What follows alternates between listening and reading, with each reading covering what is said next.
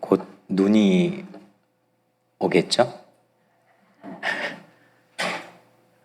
이러다가 이렇게 지나가다가 저나 여러분들에게도 예외 없이 삶의 마지막 순간도 오겠죠? 뜬금없이 가을도 건너뛰고 눈이 오죠? 눈이 오겠죠? 라고 물었던 이유는 이렇게 지나가다가 어느 순간 우리는 단 한 사람도 예외 없이 각자의 삶의 마지막 순간, 예측할 수 없는 그 순간을 전부 다 맞이한다는 겁니다. 비록 삶의 마지막 순간까지는 아닐지라도, 비록 눈이 오는 날까지는 아닐지라도, 다만 오늘 우리는 여기 지금 의미 있는 일을 과연 할 수 있을까? 그 일은 과연 뭘까? 나중에 후회하지 않고 참 잘했다, 참 좋았다, 이렇게 그런 일들을 선택하고 그 일을 용기 있게 감행할 수 있는 힘이 우리 안에 있을까? 지금 이 순간도 눈 내리는 그날이 오면 눈에 덮여버린 지난 날이 될 텐데, 오늘 지금 여기 우리는 과연 그런 의미 있는 일을 찾고자 하는 열정과 그런 삶에 대한 동기부여가 내 안에 살아있는 걸까? 이런 맥락에서 오늘은 매우 특별하다고 생각해요. 신학생, 교역자, 별로 평상시에는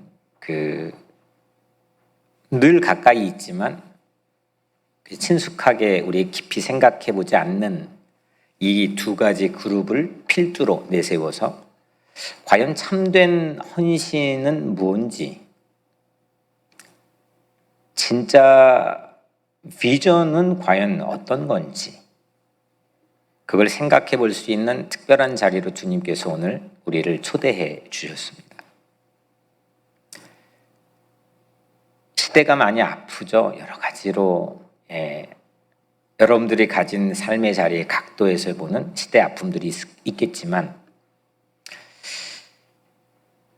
이 시대적인 아픔은 여러 가지의 각종 다양한 환경에 긴, 그 환경은 기후 이런 걸 말하는 게 아니라 우리 주변에 있는 상황과 환경에 비롯되기보다는 좋은 사람이 점점 실종되어 가는데 시대적 아픔이 있지 않을까 생각합니다. 물이 흐르는데 물은 어떻게 흐르느냐? 강바닥의 패인 모양에 따라서 물은 흐르게 됩니다. 이 눈에 보이는 가시적인 세상은 보이지 않는 사람들의 마음에 따라서 흐르는 거예요. 그 모양에 따라서 흐르는 겁니다. 그 사람들의 속마음, 보이지 않는 속마음의 패인 모양들을 섬기고 만지고 보살피고 지켜내고, 그런 사람들이 신학생과 교역자들의 삶입니다. 이런 의미에서 사제는 그 물의 흐름을 좌우할 수 있다고 하는 것이 제 소신이기도 합니다. 교회를 교회답게 그렇게 세울 수 있는 하늘이 내린 목자를 찾고, 한 공동체가 그 사람을 소중히 여기고 울타리가 되어주고 양육한다고 하는 이 가치는 눈 내리기 전에 우리가 시도해 볼 법한 의미 있는 일이라는 건 전 분명하다고 생각합니다. 그런 자리로 오늘 하나님께서 우리를 함께 모이게 해주셨습니다. 이런 의미 있는 일을 성경에 시도한 많은 사람들이 있지만 집단적으로 공적으로 처음 시도한 사람을 저는 엘리야라고 생각합니다. 어디에서 딱히 그거를 권위를 제공해 주지는 않았지만, 엘리야는 자신이 예언자였는데 자신처럼 예언자가 될 후진들을 집단적으로 양성한 개척자이기 때문입니다. 요즘 말로 하면 첫 번째 공립신학교의 교장인 셈입니다. 오늘 본문은 그 엘리야가 파란만장한 엄청난 그 파워를 가지고 인생의 강약을 전부 보여줬던 그 엘리야의 마지막 삶의 순간을 우리가 함께 읽었습니다. 엘리야는 공교롭게 그냥 죽지 않고 매우 유니크하게 승천했습니다. 하늘로 올라갔는데 성경에는 딱 두 사람이 나옵니다. 예수님을 제외하고 에녹과 이 엘리야입니다. 그 본문을 우리가 함께 읽었는데, 엘리야는 스승이고 그의 이 신학생 제자 중에 엘리사가 있는데 이 두 사람이 오늘 걷습니다. 함께 이야기하며 걷습니다. 그리고 네 곳을 이동하는데 모두 다 거기에는 신학생들이 있습니다. 길갈, 베델, 여리고, 요단강가입니다. 거기 신학교들이 있는 겁니다. 오늘 특별히 7절에 선지자의 제자 50명이 가서 멀리 서서 바라보매 그 두 사람이 요단가에 서 있더니, 그러니까 이 요단가에는 구체적인 숫자까지 제공함으로 이 사이즈가 어느 정도인지까지 가늠할 수 있도록 우리에게 단서를 제공합니다. 스승 엘리야는 제자 엘리사에게 계속 반복해서 따라오지 마라, 여기 있으라, 여기 머물러라 하니까 엘리사는 절대 맹세컨대 난 스승을 떠나지 않겠습니다. 나는 스승을 떠날 수 없습니다. 이걸 계속 반복합니다. 이 다짐을 3번이나 반복합니다. 결국 스승은 마지막 순간 제자의 소원을 물어보고 그 소원을 들어줍니다. 제자의 소원은 오늘 9절에 당신의 성령이 하시는 역사가 갑절이나 내게 있게 하소서. 저는 이게 당신은 뛰어나고 유능하고 위대하고 놀라운 기적을 베풀었는데 그 능력을 나도 가지고 싶습니다 라는 단순한 의미라고 생각하지 않습니다. 나도 그거 갖고 싶은데, 나도 그 능력 같이 있고 싶은데, 단순히 그런 이야기라고 생각하지 않습니다. 그 뒷부분을 쭉 보면은 그렇습니다. 요즘같이 신의가 사라진 때 이 사제지간이 보여준 마지막 모습, 저는 상당히 애틋하게 느껴집니다. 물론 나도 스승처럼 그 길을 가겠습니다라는 지원하는 제자 엘리사도 참 귀하게 보이고, 또 이 스승의 삶, 자기의 삶을 부정하지 않고 사모해주고, 나도 그 어떤 어려움이 있어도 당신 가는 그 고독할지라도 가는 길을 따라가겠습니다. 나에게도 그 능력을 주세요 라고 사모해주는 그 제자를 둔 스승 엘리야도 참 행복한 사람이라고 생각합니다. 사람의 이 의미 있는 일이라고 하는, 사람이 언제 이렇게 쫙 하고 그 기운이 살아나고 사람이 정말 이렇게 뿅 가고 가슴이 설레고 이런 독특한 그 내면의 긍정적인 감정들이 올라오느냐, 그러니까 이런 만남을 가질 때입니다. 지지하고 싶고 지지하고 싶은 사람을 만나는 것, 또 누군가가 나를 변함없이 신의를 지키며 지지해주는 사람을 만나는 것, 이런 만남을 오늘 엘리야의 마지막 순간에 우리에게 보여줍니다.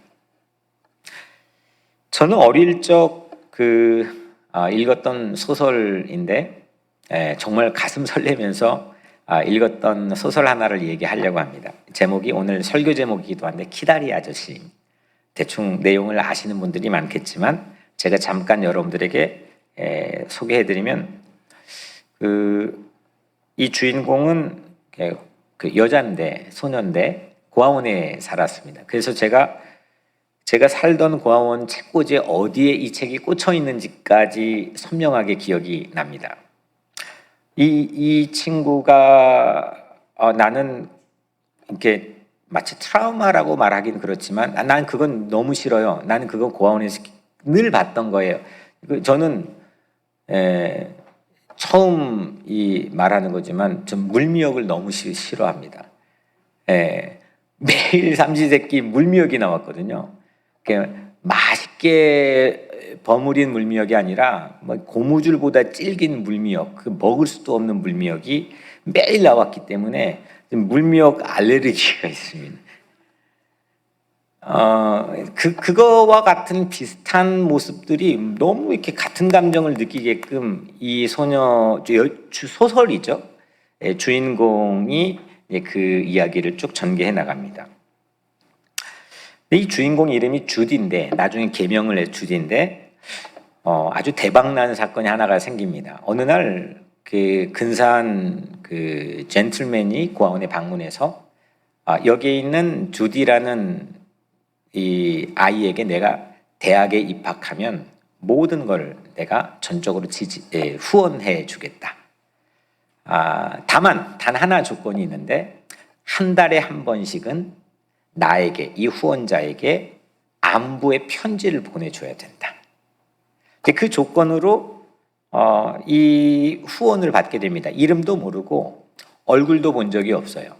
근데 그 순간 우연히 그 방문했던 그 사람의 그림자를 현관에서 이 여자 주인공이 보게 되는데 팔도 길고 다리도 길고 그래서 쭉 그림자가 길게 뻗어 있는 모습을 보게 되어서 그때부터 편지에다가 이 소녀는 키다리 아저씨라는 애칭으로 편지를 보냅니다. 마치 제가 이제 어린 시절 그 책꽂이 옆에 쭈그려 앉아서 제가 책을 읽었던 기억이 있는데 나 이런 후원자 만나면 너무 좋겠다.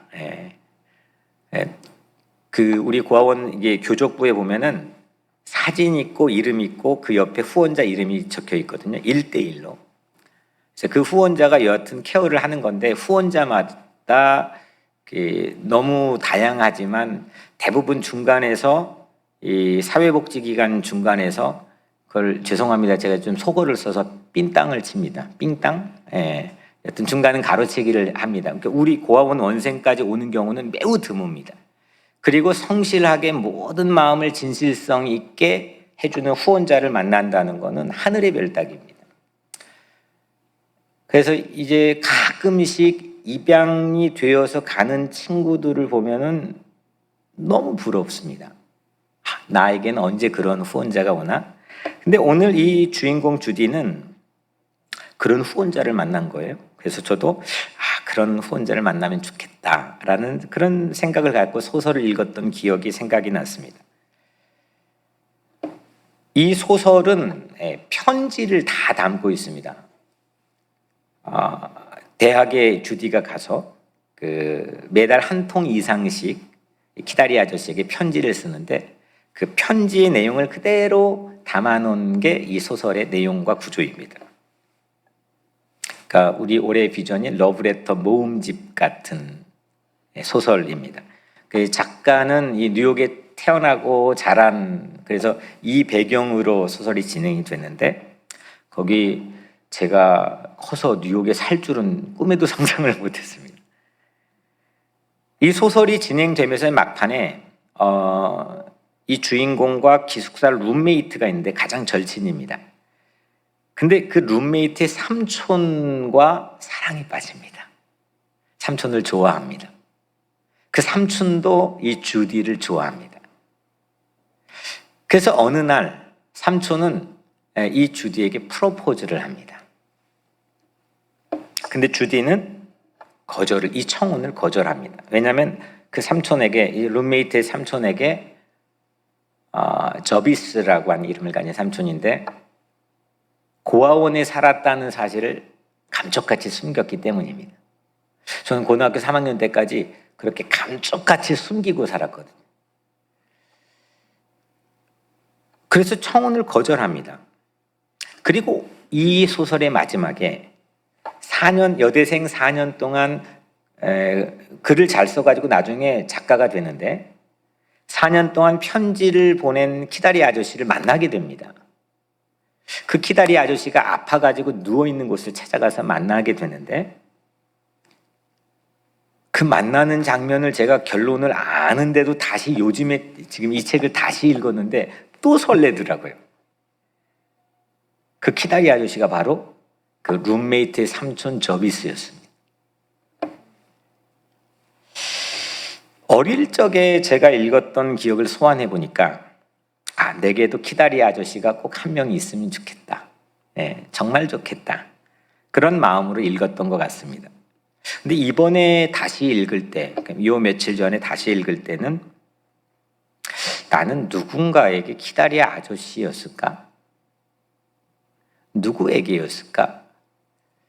진짜 그랬을까?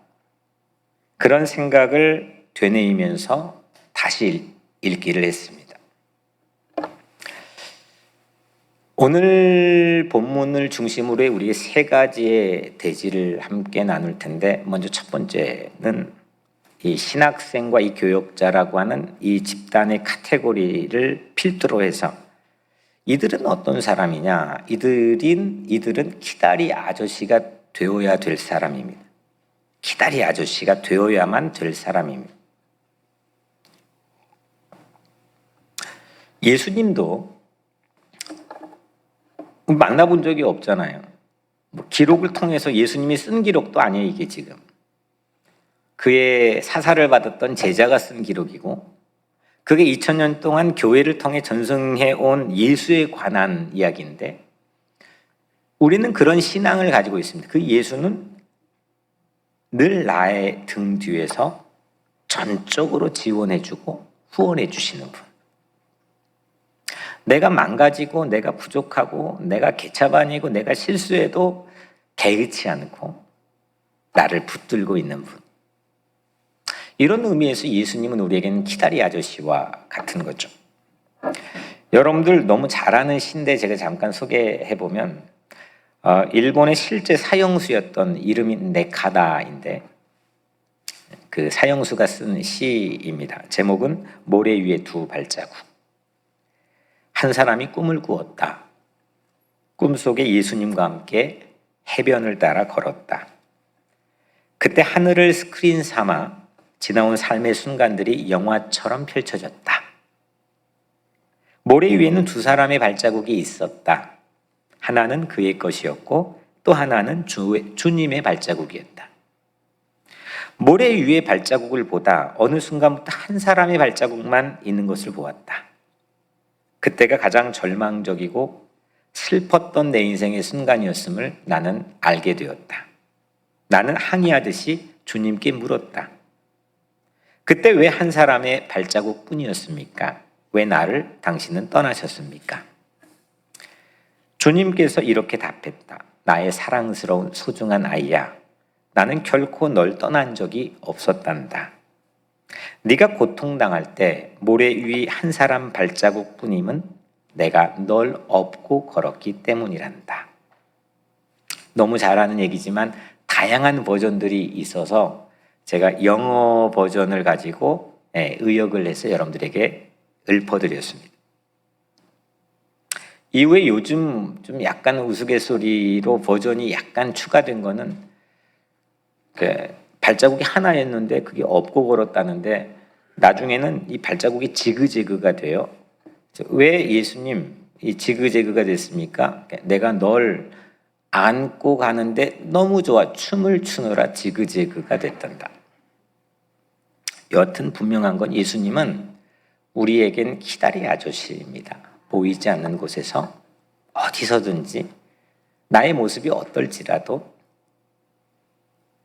나를 업고 안고 나를 지지하고 후원해주고 그 한 사람 생각 하나만으로도 내가 세상을 다시 일어나고 다시 덤벼보고 다시 도전하고 용기를 가질 수 있는 충분한 근거가 되는 그런 분이 키다리 아저씨 같은 예수님이라고 저는 생각합니다.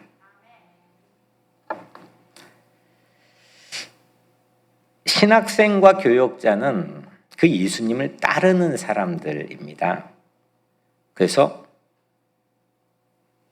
신학생과 교역자는 키다리 아저씨가 되어야 합니다. 이것이 얼마나 저를 행복하게 하고 얼마나 기쁘게 하는 일인지 여러분들이 그게 알지 모르겠습니다. 물론 어려운 일도 있고 물론 감당이 안 되는 순간들도 아주 많이 만나지만 그게 불행한 건 절대 아니라고 생각합니다. 삶이 가장 이 기가 뻗치고 이게 행복이고 삶에 의미 있는 일을 만났던 그 순간은 바로 누군가에게 키다리 아저씨가 되는 순간이라고 저는 생각합니다. 하나님은 우리를 그렇게 창조하셨습니다. 제가 한국에서 부목사 시절, 그러니까 20대 한 중반 정도 됐던 때입니다. 네, 좀 자랑하겠습니다. 처음 하는 거니까. 키다리 아저씨가 되었던 순간이 떠올랐습니다. 당시 IMF였습니다. 1998년도에 IMF였으니까 이 일은 99년도에, 그러니까 더 이제 막 그 힘든 상황들이 잔재가 막 대한민국을 온통 흔들고 있던 때였습니다.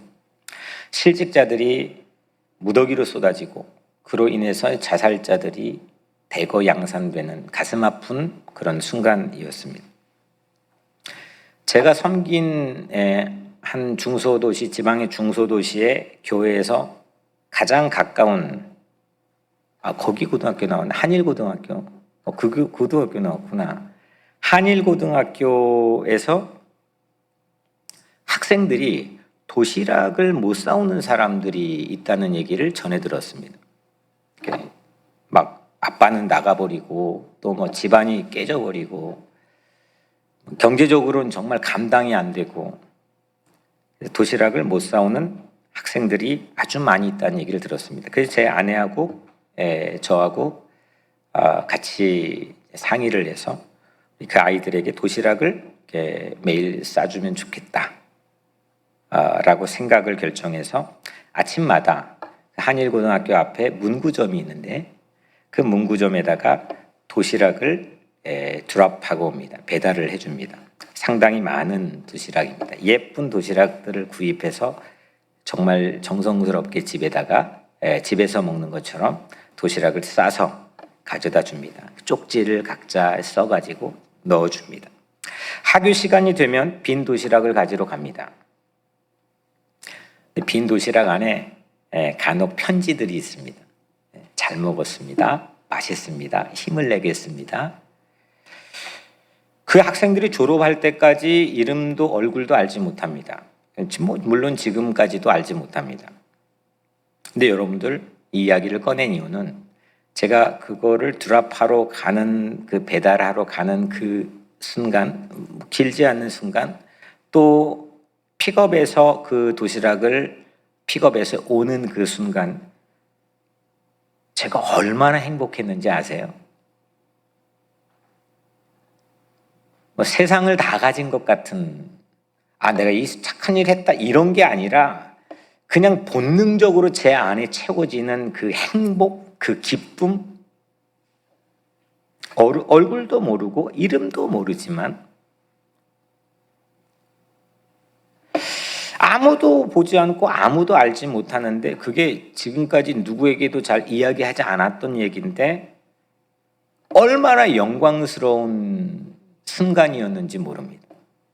그것이 하나님이 창조하신 삶입니다. 우리는 그렇게 작동되게 되어 있습니다. 삶이 퍽퍽하고 주저앉게 되고 안 되는 그런 상황, 어떤 모티베이션 돌리려고 해도 그게 잘 되지 않는 순간은 그게 꺾일 때입니다. 신학생과 교역자는 우리에게 그 밸류를 보여주는 사람들이어야 합니다. 그런 사람들입니다.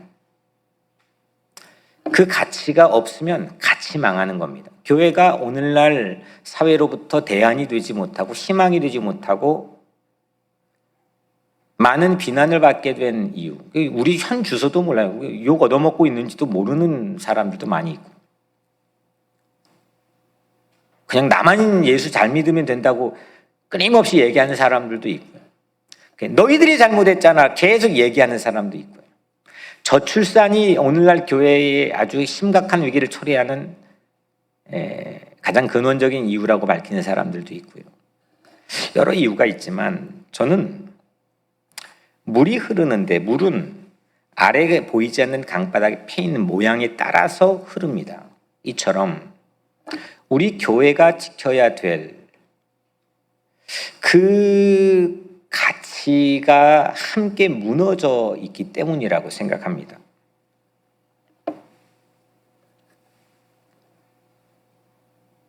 누군가에게 키다리 아저씨가 되어주는 그 예수님과 같은 삶,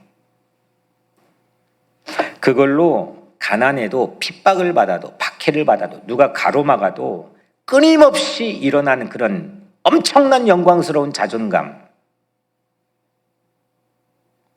내가 율법적으로 선한 일을 너보다는 한다는 것 때문에 자존감이 아니라 나는 더 죄인이고 나는 더 망가졌고 아무런 자격이 없는데 어떤 상황에서도 희망을 가지고 나갈 수 있는 교회가 가지고 있는 자존감, 이거는 누군가에게 내가 십자가에 못 박혀 죽어도 널 지킨다, 키다리 아저씨의 가치가 교회에 있었다는 겁니다. 이게 무너지면 같이 망하는 겁니다. 이런 교역자가 안 되는 것도 문제고, 이런 교역자를 지켜내지 못하는 성도도 문제입니다. 같이 망하는 겁니다. 누가 더 높네, 누가 더 권위가 있네, 그걸 따질 때가 아닙니다. 내가 과연 눈 내리기 전에, 이게 다 덮어버리기 전에, 내 삶의 마지막 순간이 오기 전에 누군가에게 키다리 아저씨가 되는 의미 있는 삶을 살 수 있는 동력이 과연 내 안에 있는가? 그게 나를 행복하게 하고 그게 영적 권위를 세워주는 거고, 그게 내 무너진, 우리 교회 공동체 무너진 자존감을 회복시켜주는 겁니다. 엘리사는 엘리야처럼 그 길을 따라가고 싶어 했습니다. 그리고 키다리 아저씨와 같이 자기를 지지해주는 키다리 아저씨와 같은 엘리야의 삶을 따라 살려고 했어요. 그게 갑절의 능력을 사모했습니다. 그냥 그 능력이 좋아, 나도 그걸 가지고 해보고, 그건 2차, 3차적인 겁니다.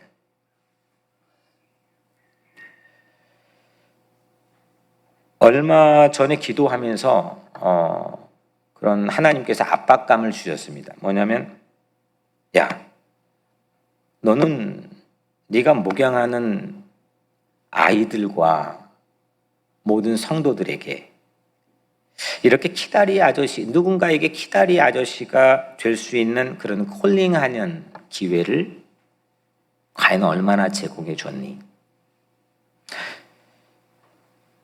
무거운 압박감을 얼마 전에 가졌습니다.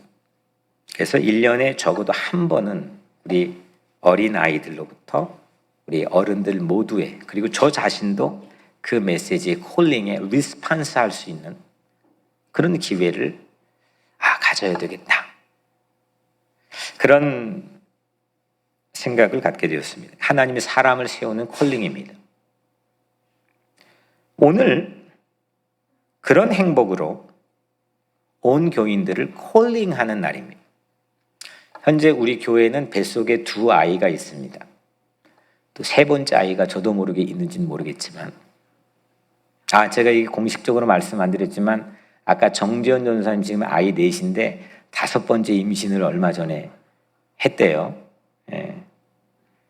그래서 하여튼 2 아이가 있습니다. 그리고 어린이들이 지금 아래에서 예배드리고 있습니다. 청소년들, 청년들, 그리고 여러분들까지. 오늘은 콜링의 기회를 듣는 날입니다. 어제 우리 이 말씀을 선포할 모든 교역자들과 전화로 각각의 메시지들을 같이 조율하고 채널을 맞췄습니다.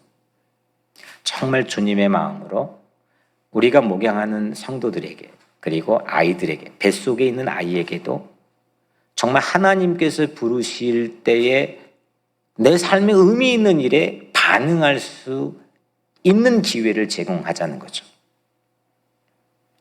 오늘 이 콜링에 오늘 한 사람도 응하지 않아도 저녁에 있지 않습니다. 왜냐하면 이거는 사람이 하는 일이 아니기 때문입니다. 하나님이 하시는 일입니다.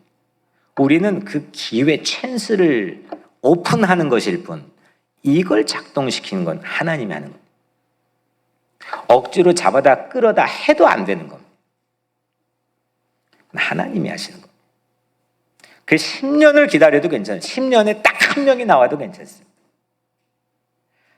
내일의 세계 교회를 움직일 한 사람, 미래의 시대를 움직일 한 사람을 하나님께서 여기에서 찾으신다는 확신을 주셨기 때문에 저는 그것만으로도 매우 행복하고 족합니다. 두 번째, 첫 번째는 신학생 교역자는 키다리 아저씨가 되어야 되는 거고요. 두 번째는 신학생 교역자는 키다리 아저씨가 필요합니다. 엘리사에게 키다리 아저씨는 엄연히 엘리야 스승입니다. 엘리야 없이 승천해서 이 땅에 존재하지 않는데 똑같이 엘리야처럼 갑절의 능력을 가지고 살았던 엘리사는 그렇게 엘리야의 지원이 만들어낸 겁니다. 오늘 이 마지막 장면이 그걸 우리에게 보여주고 있습니다. 그런 지원 없이 그냥 만들어지지 않습니다. 아무리 내가 똑똑해도, 아무리 내가 경험이 많아도 혼자 만들어진 사람은 아무도 없습니다. 누군가의 끊임없는 보이지 않는 곳에서 도움과 후원과 지지와 격려와 기도가 있기 때문입니다. 저를 여기까지 만들어준 훨씬 더 많은데, 헤아릴 수 없을 만큼 많은데, 저를 여기까지 만들어준 편지 봉투 3개가 저희 집에 있습니다. 원래 갖고 오려고 그랬는데 정신없이 오다 보니까 하나는 제 어린 시절 제 고아원에 말씀드린 그 사택 앞에서 목사님이 밥 안 주나 하고 맨날 학교 끝나고 거기서 땅에다가 낙서하면서 문 안 열리나 봤던 그 목사님. 그 목사님은 생각만 해도 눈물이 납니다. 나에게는 영원한 키다리 아저씨입니다. 두 번째는 이중표 목사님. 그리고 오늘 소개할 한 분이 김계성 전도사님입니다. 이분들의 친필로 써진 편지 봉투가 오늘도 제게 든든한 울타리가 되어줍니다. 제가 소개하려고 하는 편지 봉투는 김계성 전도사의 장학금 봉투입니다. 제가 신학생 때 20대 초반이죠. 80이 넘으셨던 이 김계성 전도사님, 여자 전도사님, 집에 오라고 해서 가서 받은 장학금 봉투입니다. 평생 전도사님은 독신으로 살면서 교회에서 사역을 했고, 가난하고 헐벗고 소외받고 연약한 자들을 도우면서 살았습니다. 그리고 평생, 그러니까 저희 한신대학교 선배님이신데 양 목사님보다도 한참 선배님이시죠. 그 사역 평생 그거를 돈을 모았습니다. 그걸로 장학재단을 혼자 그 할머니가 만들어서 장학금을 지급합니다. 갔는데 집은 정말 쪽방입니다. 정말 형편없는, 가구 하나 없는, 책상 하나 있고, 장학금 지금 저에게 준 장학금 봉투도 이 종이들을, 페이지들을 거꾸로 이렇게 만들어 가지고 모든 장학금 지급자들에게 돈을 넣어서 나눠줍니다. 영국에 있을 때 그분이 하나님의 부름을 받았습니다. 장례 소식을 들었는데 그 장례식장에 그분의 장학금을 받아 목사가 된 사람만 수백 명이 모였답니다. 한 목회자는 그렇게 세워지는 겁니다. 내 실력으로, 내 능력으로, 내 재력으로 목회자가 되면 본전 생각나는 목회자들만 양산하게 됩니다. 보통 이게 PhD 박사 과정이 너무 어렵기 때문에 교수들이 짜거든요. 이 교수 없죠? 죄송합니다. 이 교수들이 짠 이유가 그만큼 힘들게 공부했다는 겁니다. 그래서 교수가 된다면 다 까먹고 이 본전 생각이 나는 거예요. 목회자가 만약에 자기 실력으로 자기의 재능과 자기의 인내력과 자기의 집안의 배경으로 만약에 목회자가 되면 다 본전 생각납니다. 어쩌면 오늘날 시대에 본전 생각나는 목사들, 목회자들이 점점 더 많아지고 있는지도 모르겠습니다. 그런데 목회자는 늘 빚진 마음으로 그렇게 사역하는 목회자가 시대의 등불이 될 수가 있습니다. 다 캄캄해도 반짝반짝 빛나는 등불은 빚진 자의 마음으로 나는 부모에게 빚을 졌지. 나는 누군가에게 빚을 졌지. 저 같은 경우는 여러분들이 밥을 안 먹여주면 못 사는 겁니다. 우리 성도들에게 빚을 졌지. 본전 생각나는 사람들의 유형은 행복하지 않습니다. 자기를 지키려고 하고 누군가 경쟁해서 가져와야 되는 거. 계산이 빠릅니다. 빚진 자의 삶은 늘 그 빚에 감사하고 감격합니다. 제가 이 교단 노예 모임을 하면서 오래전에 들은 얘기인데 상당히 인상 깊었던 얘기 잠깐 소개를 하면 흑인 목사님이었습니다. 아프리칸 아메리칸 목사님이셨는데 상당히 사회적인 명망이 있는 그 리더십이 있는 분이었습니다. 미국 내에서 흑인 사회에는 목사를 세우는 독특한 전통이 있다고 합니다. 그 흑인 빌리지에서 미국 내 흑인 빌리지에서 가장 똑똑한 아이를 뭘 시키느냐? 목사를 시킨다는 겁니다. 그리고 그 다음 똑똑한 사람은 정치를 시키거나 전문 사역자, 변호사나 의사 이런 걸 시킨다는 겁니다. 그 다음으로 똑똑하면 돈을 벌게 한다는 겁니다. 이게 사람 취급받지 못했던 흑인들이 살아남는 생존 방식이라는 겁니다. 그래서 흑인 사회 지금 가보면 가장 큰 어른이 목사입니다. 말빨이 있습니다. 교회하고 사회하고 분리되어 있지 않고 그냥 그 교회 리더십이 사회 리더십입니다. 우리가 익숙한 마틴 루터 킹 목사님뿐만 지금도 어떤 정권인지 바뀌면은 흑인 목사님들이 대부분 나와서 축사를 하건 기도를 합니다. 이게 미국을 움직여온 하나의 메커니즘입니다. 근데 한인 사회는 어떻습니까? 보이는 가시적인 물의 흐름은 다 보고 있는데 강바닥의 패인 모양을 관리하는 이 영적 흐름들에 대해서는 중요하게 생각하지 않습니다. 거기에 대한 자부심이나 그 리더십에 대한 리스펙트도 별로 없습니다. 어떻게 해야 내 위기를 극복하고 이 험한 세상에서 이 공동체가 버티고 살아남을 수 있는지에 대한 진지한 고민이 우리에게는 부족할지도 모릅니다. 정신과 사상을 통해 세상을 움직일 수 있다는 그 생각조차도 하지 못합니다. 돈이 있으면 되는 거고 인재 모이면 되는 거고 근데 천만의 말씀 주류에서 아니면은 이걸 끌고 나가는 강바닥의 패인 모양이 유람선 정도를 움직일 수 있는 사회에서 우리 바라보는 건 우스운 겁니다.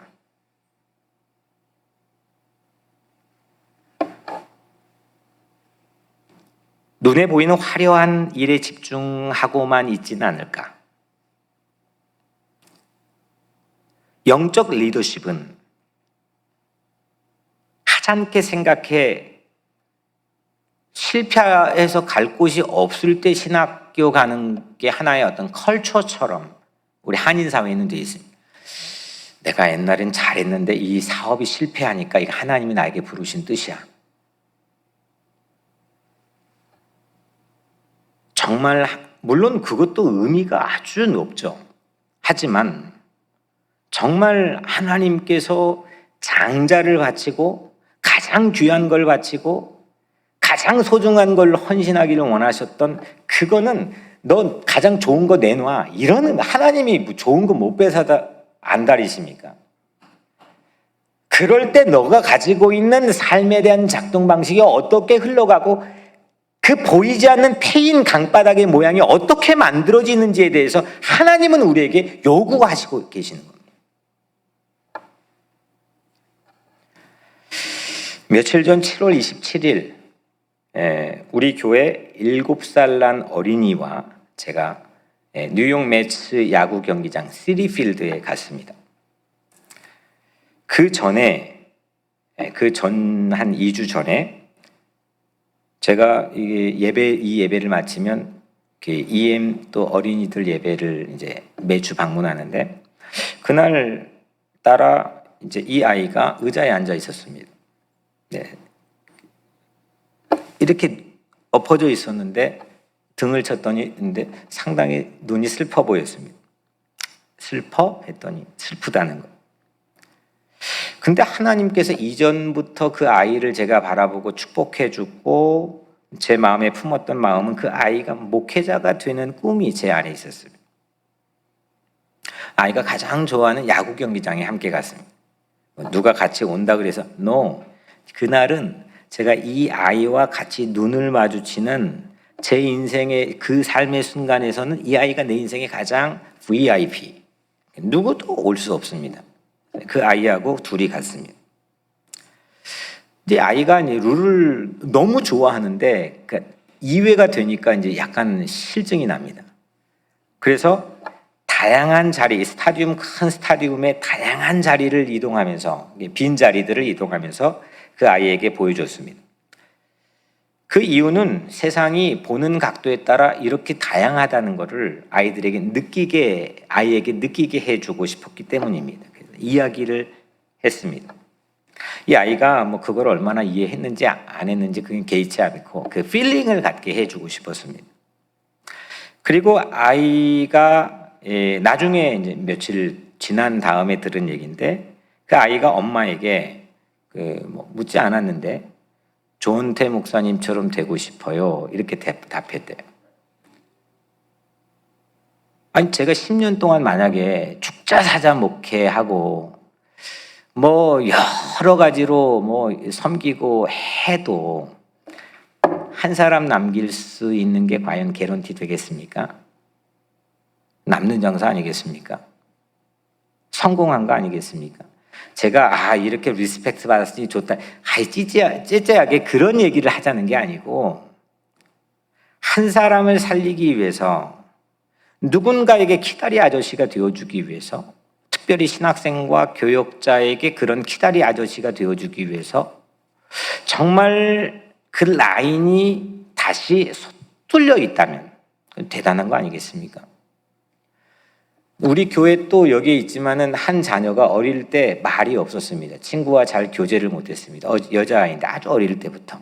지금은 그림을 그려가지고 저한테 보내주는데 뭐 거의 화가 수준입니다.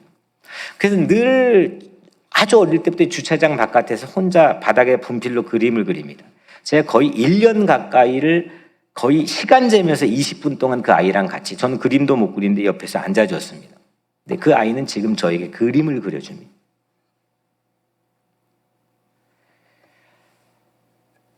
우리는 누군가에게 키다리 아저씨가 될 수 있는 기회가 지천으로 널려 있습니다.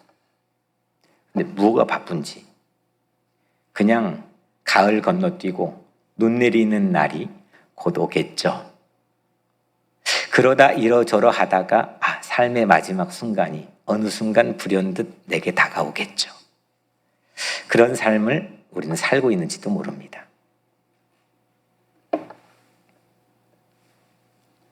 그 아이가 묻지도 않았는데 그 야구장에서 막 질문이 너무 많아서 좀 귀찮을 정도인데 I love you, I love you 슬펐던 애거든요.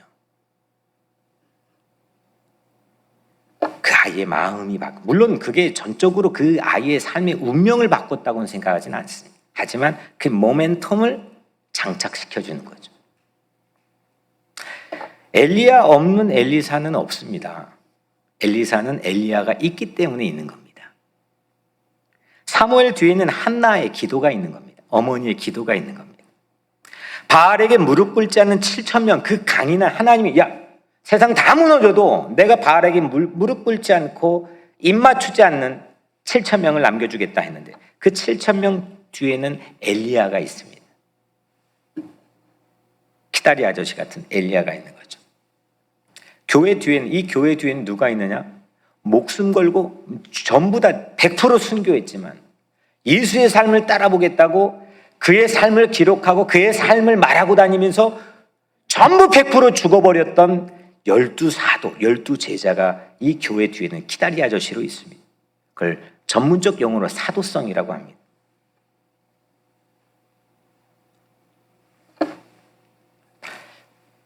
보이지 않는 영을 믿는 우리의 신앙세계 안에서 그분을 성령님이라고 부르는데 성령님은 우리에게 언제나 키다리 아저씨입니다. 그분의 닉네임을 우리는 보혜사, 헬퍼라고 부릅니다. 나를 늘 도와주시는 분. 로마서 8장 26절 성령도 우리의 연약함을 도우시나니 우리는 마땅히 기도할 바를 알지 못하나 오직 성령이 말할 수 없는 탄식으로 우리를 위하여 친히 간구하시느니라. 아멘. 성령은 나의 연약함을 돕는 줄로 믿습니다. 키다리 아저씨입니다.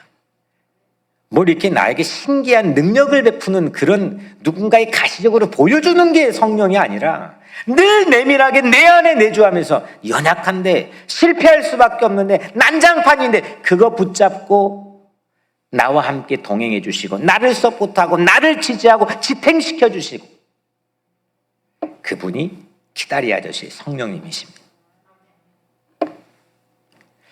신학생과 교역자를 돕는 키다리 아저씨가 되어 주십시오. 우리 교회 교역자들, 잠재적인 신학생들은 키다리 아저씨가 되겠습니다. 엘리야처럼 한 학생을 키우기 위해 여러분이 든든한 울타리가 되어 주십시오. 이것이 성령의 사역입니다.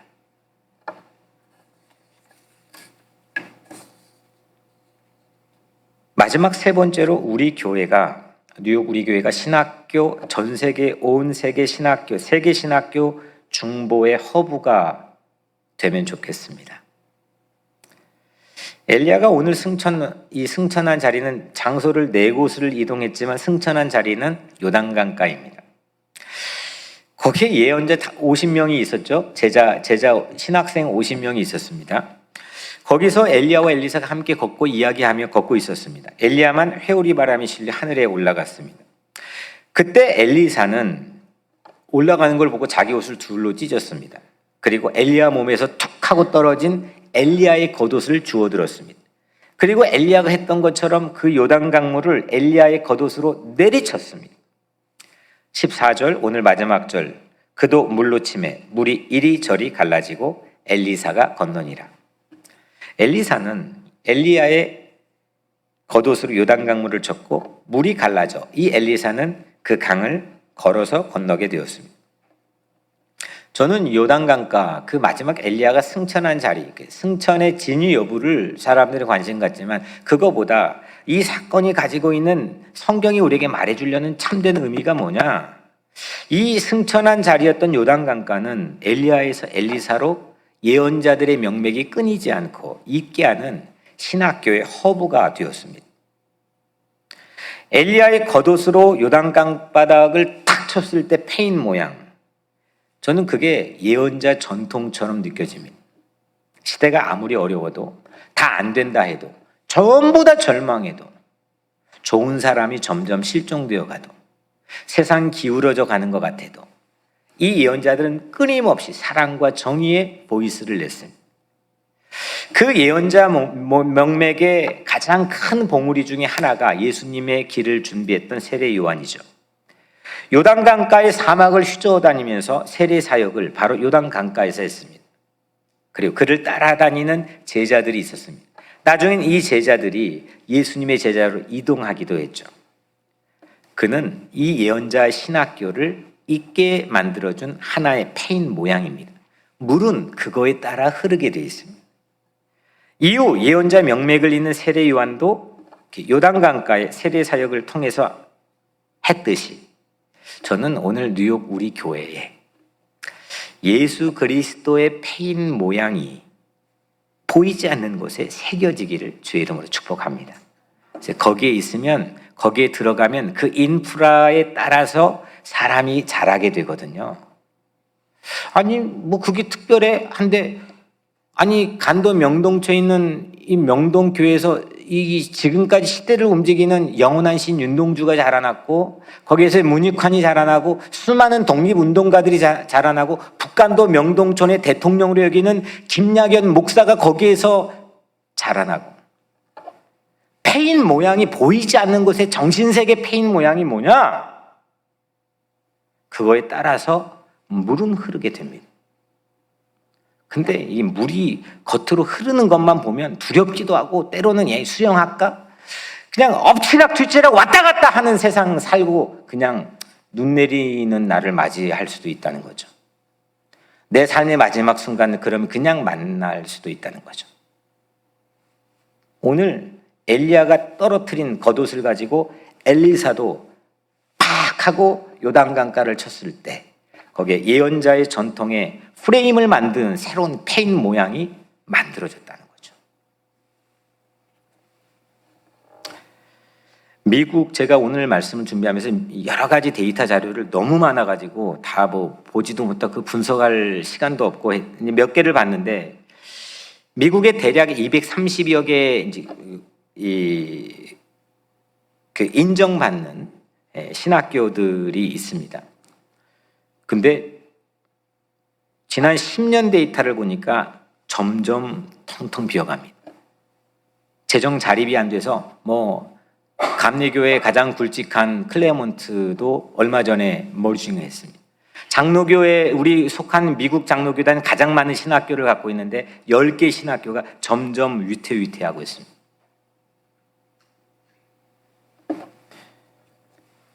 지금 오늘 이게 뭐 교회가 어떻고 선교해야 되고 하지만 사실 그걸 조금 내밀하게 청진기로 들여다보면 교회의 암울한 미래는 신학교를 바라야 됩니다. 미래가 없습니다. 한국 신학교의 데이터를 보니까 0.4%, 지원율 0.4%, 0.5%입니다.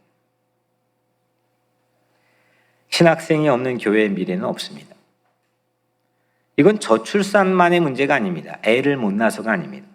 예수님을 따라 살려 하지도 않지만 그 길을 따라 살려는 영적 어서리티, 권위와 매력이 무너진 탓입니다. 이전에는 제가 학교 다닐 때만 해도 30년 전만 해도 신학교의 한 3분의 1이나 많게는 반절 정도가 목회자 자녀든지 목회자 친척입니다. 보고 자란 거죠. 그러니까 거기에서 거기가 나오는 겁니다. 그거를 가장 중요한 비율로 이 교회를 움직여 온 게 2000년 교회의 역사입니다. 그렇게 결단을 할 수 있는 건 가장 큰 건 뭐냐면, 우리 아빠 목사님 가난해도, 우리 아빠 목사님 옷이 없어도, 우리 먹을 게 없어도, 정말 멋져, 정말 매력적이야, 정말 존경스러워, 이런 마음이 있었기 때문에 그 자식들이 신학교 갔겠죠. 지금은 목사 자녀들이 하나도 신학교를 안 갑니다. 조금 극단적, 하나도 안 갑니다. 오히려 교회를 떠납니다. 이거는 목사만의 문제냐? 우리의 문제입니다. 그 권위와 그 매력을 함께 지키고 함께 붙들고 기도하고 씨름하고 있지 못하기 때문입니다. 키다리 아저씨가 되는 그 삶에 대한 설렘과 행복, 기쁨, 그 어떤 순간에도 샘솟듯이 나오는 새로운 동력, 그게 교회의 가장 큰 매력이고 사제 매력인데, 이거를 점점 우리는 본전 생각나게 만드는 피차간에 고용인으로 전락시키는 그걸로 만들어버렸습니다. 교회 미래가 없습니다. 사랑하는 여러분, 예수님의 대사명은 뭡니까? 예수님의 대사명은 예수님이 살았던 삶, 예수님이 살았던 삶의 방식을 예수님이 이 땅에 없을 때도 계속 지속할 수 있는 제자를 삼으라, 이렇게 말씀했습니다. 모든 민족으로 제자를 삼으라. 우리는 어떻게 할 겁니까? 우리 교회가 신학교를 중보할 허브가 되었으면 좋겠습니다. 아멘. 전적으로 책임지고 잃은 양들을 찾고 지원할 수 있는 키다리 목회자로 소명받을 수 있는 한 사람. 그런 다음 세대의 주역들, 세계를 움직이고 세계를 등불처럼 서 있어서 세계가 그를 바라보고 안도할 수 있는 그 정신과 신앙과 사상을 움직일 수 있는 한 사람. 그 주역들을 우리 함께 키우는 울타리를 같이 만들었으면 좋겠습니다. 우리가 키다리 중보자가 되어서 이 꿈을 잃어버리지 않는 한 저는 확신합니다. 세계 교회를 책임지고 앞으로 나갈 그 한 사람을 축복하는 신학교의 허브가 될 뿐만 아니라 그 한 사람을 우리 공동체에서 새로운 페인 모양의 전통을 만들어내는 그 한 사람을 우리가 배출하고 키워낼 수 있으리라고 확신합니다. 오늘 여러분들의 삶 가운데, 여러분들의 가정 가운데, 여러분들의 마음 가운데 그런 은혜와 축복이 있게 되기를 주의 이름으로 간절히 축복합니다. 기도하겠습니다. 은혜로우신 아버지 하나님 감사합니다. 네, 오늘 우리 모든 성도들, 뱃속에 있는 아기부터 어린이, 청소년, 청년, 또 모든 어른들에 이르기까지 하나님께서 기뻐하시고 하나님께 의미 있게 여기시고 하나님의 뜻하신 귀한 메시지를 함께 저도 듣고 우리 모두가 들을 수 있는 콜링의 기회를 나누었습니다. 하나님, 우리의 마음을 만져주시고 우리 모두가 이 땅에 예수님처럼 키다리 아저씨가 되어 삶의 진정한 의미 있는 일을 하고 행복한 삶을 다시 회복할 수 있도록 주께서 축복해 주시고 이 교회를 그렇게 반듯하게 주님이 세워주시기를 간절히 소원합니다. 주님, 오늘 우리 아이들에게 주님께서 직접 터치해 주시고 만져주시고 성령께서 그들의 키다리 아저씨가 되어 주시옵소서. 예수 그리스도 이름으로 간절히 기도드리옵나이다. 아멘.